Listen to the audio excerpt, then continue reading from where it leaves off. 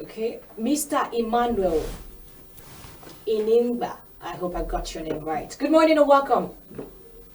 Yeah, good morning. And good morning to Nigerians as Can you well. hear me?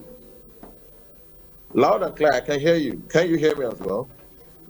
Yes, we're glad to have you.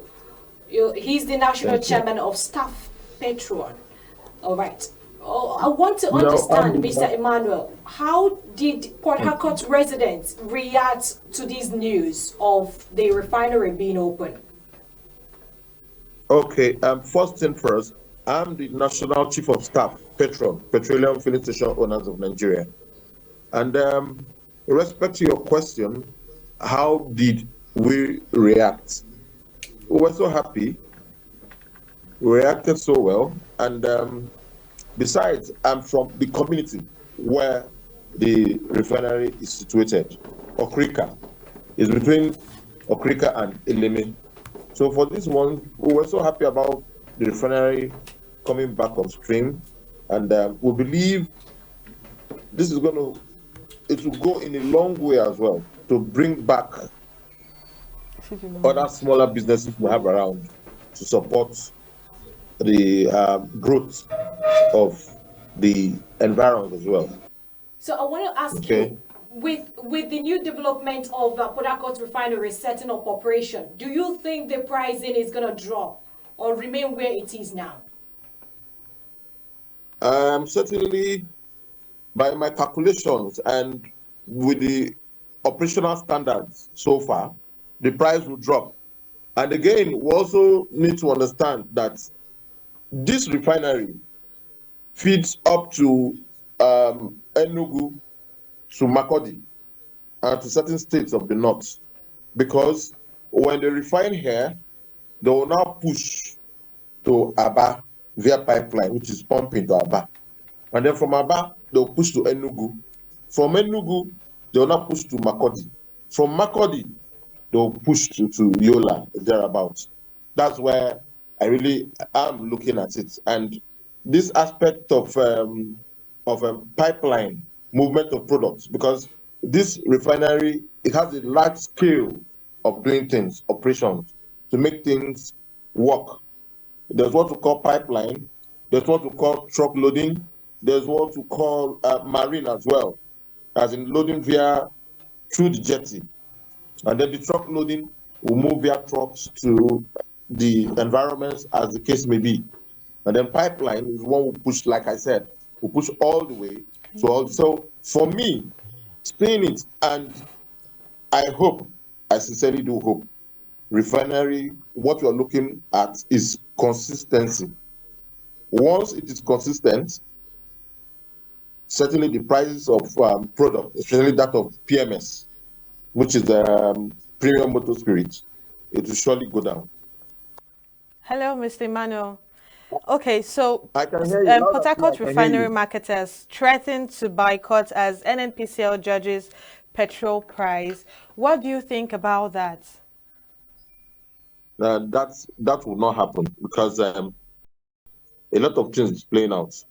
Let me also remind the House that prior to this time, um, movement of products via trucking from point A to point B, let's say from Port Harcourt to Kano, there's what they call subsidy, PEF. Government pays for it. Now it is no longer there. So movement of product from point A to point B now is taken care of by the dealer or retailer, as the case may be. Two again, too, you look at that's why I said this aspect of pipeline must be revisited. That makes things easy. So these things can be moved to depots closer to you. As in Enugu, there's products there for them via pipeline, yes. So Enugu marketers can go there. Yola marketers too, when it gets to that place too. So it's just a starting point. It's like resurrecting from the dead refinery now coming up, and it has to work optimally. And marketers, as we say, it's better for those that are within the southern region, southeastern region, to think of Port Harcourt to go and load and take to your various destinations, which is just a stone throw, than going to Lagos to pick and then coming back to the south. It's not done. It's quite expensive per se. So we're looking at all of this to come into play. And for us marketers, we're also trying to see how these things will be okay to our own benefits as well. Because anybody that's going into oil and gas business is something you must also be thinking of profits as well. Because you're there for profit. You're there to make sure tomorrow you're alive or to continue your business. I think that has been the issue so far. If that is so, why do you think they're still going to set their pricing 75 naira above Dangote's own? If what following you by what you just analyzed right now? Yes, this was, mind you, prior to this time, the NNPC portal. There's this portal they have for marketers, of which I am also part of them. Was it like 3 or 4 days ago? I did apply for PMS, and just 1,045 naira thereabouts, compared to Dangote's price that you can pick direct from Dangote is about 970. Meanwhile, Dangote was about 990 before, and on hearing that the refinery is coming up, it now went back to 970. So a lot of things have been playing out. It's kind of being competitive per se. And that's why I said, once these refineries come up optimally, the prices of product definitely on its own will go down. It's like saying between Glo and MTN and maybe Airtel, as the case may be. There's competition all over. And so we're also praying, not just for Port Harcourt Refinery to come up, for it to work optimally, we're also praying for Warri Refinery and also Kaduna Refinery to come up as well. Because when you look at what is playing out, even before this time, just that when you say modular refineries, we have like the Niger Delta Refinery at Ahoda area. We have Walter Smith somewhere in Imo State or something. Then we also have one other one. So all these things coming together, they must come and work, and they are there for profit, for business. And if I know I cannot get Coke, a bottle of Coke for 15 naira here, and I can get it the other side for 30 naira, why? I'll go for the 30 naira. So that is it. That's just it for now. Okay, Mr. Manuel, the Port Harcourt Refinery has been dormant for years now. Why do you think it has been so? It's a long story, because I know too well.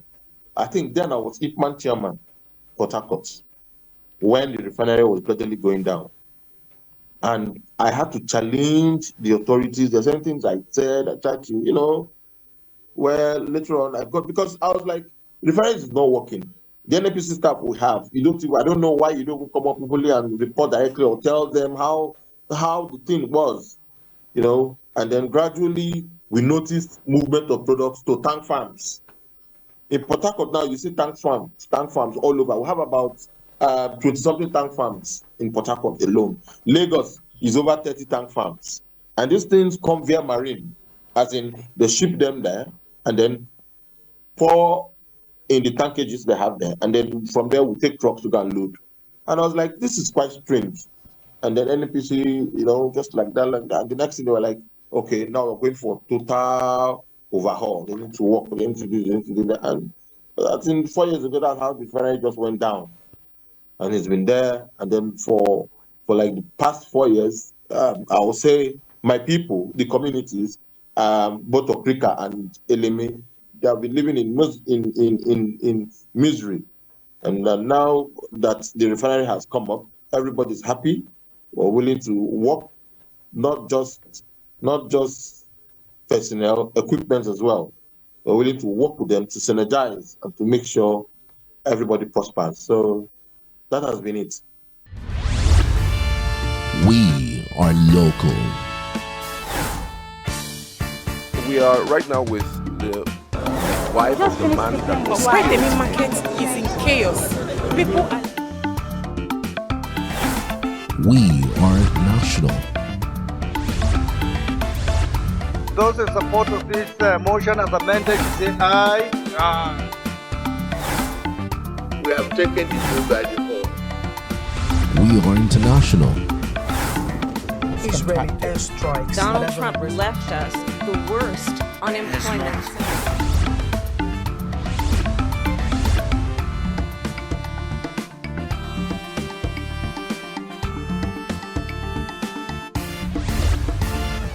Signature TV, news in your pocket.